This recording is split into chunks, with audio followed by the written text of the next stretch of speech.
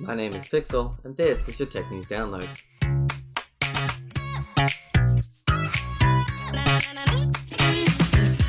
IBM has found itself in hot water following the revelation that the company took nearly 1 million photos from Flickr and used them in training facial recognition programs and then shared them with outside researchers.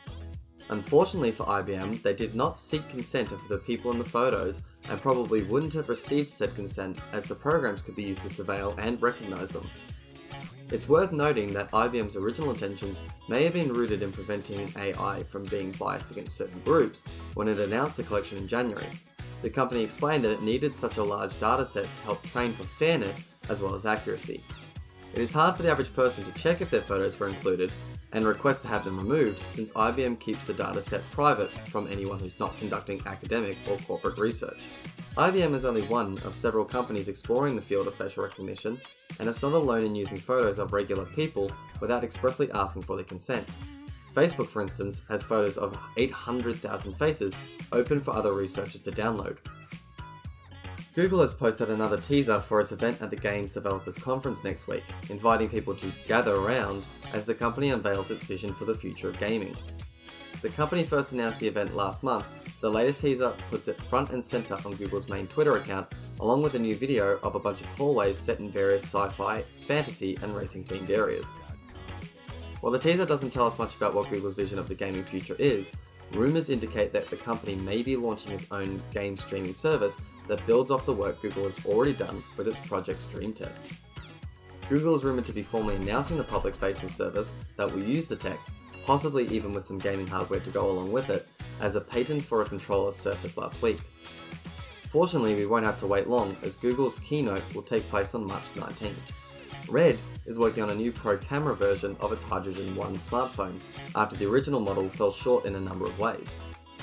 Red founder Jim Gennard revealed some basic details last night in a forum post, writing that for this new model, Red's camera team will be fully in charge of the camera system. It's a move that makes a ton of sense. Red's biggest strength has always been in its cameras, and it was a downright odd decision that the original model used the off-shelf components that lack the power and image quality that the Red brand is known for. A fresh start could be a really interesting upgrade, one with a more focused professional model that better leverages Red's hardware prowess and drops the gimmicky holographic 4V nonsense in favour of actually shooting Red quality photos and videos on a smartphone. Plus, new hardware would also give Red the chance to update some of the Hydrogen One's more dated specs, like the Snapdragon 835 processor. Now for the lightning round. Windows 10 can now automatically uninstall buggy updates for you. The new feature is more of a last resort tool, with Microsoft saying that it will only roll back updates in cases where the new software has failed to the point of preventing the computer from booting up, and only after trying all of its other automatic recovery options first. In Google News, Gmail was down across most of Australia, Malaysia, Japan, and parts of the US today. The issues began around 1 PM, and Google is yet to make a statement, although it seems most issues were resolved around 5 PM. Google has also marked the end of its Allo application.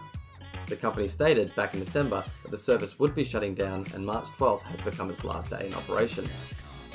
Further, Google has upgraded its Gboard keyboard on Pixel phones with a faster and more reliable AI-powered offline dictation. The update means users will be able to dictate emails and text faster and more reliably, and according to Google, without having to worry whether or not they're connected to the internet. YouTube Music, YouTube Music Premium, and YouTube Premium have all now launched in India. India consumes a tremendous amount of music on YouTube already, and the services join Google Play Music and Google Play Movies, which arrived in India in 2017. These newly introduced YouTube services will be tackling a host of competing streaming platforms in India, including Amazon Music, Apple Music, JioSaavn, Gaana, and Spotify, which entered the Indian market just last month. Finally, PayPal has introduced a new option that will let users instantly transfer funds to their bank account, for a small fee of course. It's essentially an expansion of the existing instant money transfer feature that PayPal and Venmo, which PayPal owns, has offered since 2017.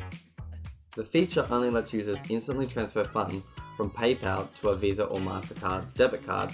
The new option will let users move it directly to their bank accounts, just like they would with PayPal's free transfer option, just much faster. That's it for today's Tech News Download. For more fresh headlines, be sure to hit that subscribe button, and I'll see you next time.